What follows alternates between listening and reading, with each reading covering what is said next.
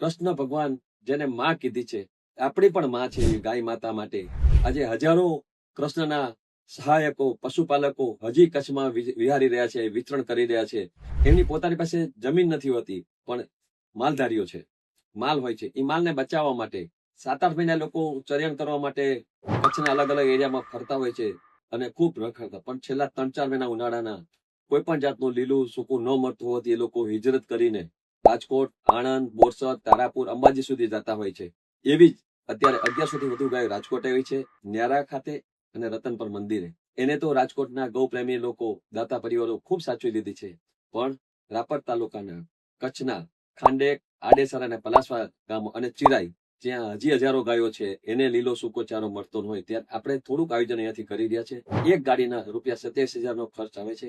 આપ કોઈ પણ રકમથી આમાં જોડાઈ શકો છો. એવું નહીં કે આપણે આખી ગાડી લખાવી જોઈએ, કોઈ રકમથી આપ લખાવી શકો છો. જેના માટે ત્યાંથી વજન કરીને ચિઠ્ઠી, ગાડીનો ફોટો અને ગાડીનું નિર્ણય થાય, ગાય ચરતી હોય એવો ફોટો આપના નામથી વિડીયો બનાવી પણ મૂકવામાં આવે છે. આપ સૌ સહભાગી થાવ. આ 4 મહિના આપણે ગૌ માતાને સાચવી લઈએ તો ગૌ માતા આપણને આખું વર્ષ સાચવે છે એવી ગૌ માતા. અને આજે તો હા, નરેન્દ્ર મોદી સાહેબ, ભૂપેન્દ્રભાઈ, રાજ્યપાલ શ્રી પણ ગાયના આધારિત ખેતી કરવા માટે આહવાન કર્યા છે. ગાય હશે તો માનવ હશે, માટે ગાયની જો સંભાળ આપણે રાખશું, જતન રાખશું, એ માટે આપ સૌને મારી વિનંતી છે. સાથે જ અમારો બેંક ડિટેલ પણ મોકલવામાં આવી છે, એમાં ટ્રાન્સફર કરવા સૌને વિનંતી ને પ્રાર્થના. નમસ્કાર.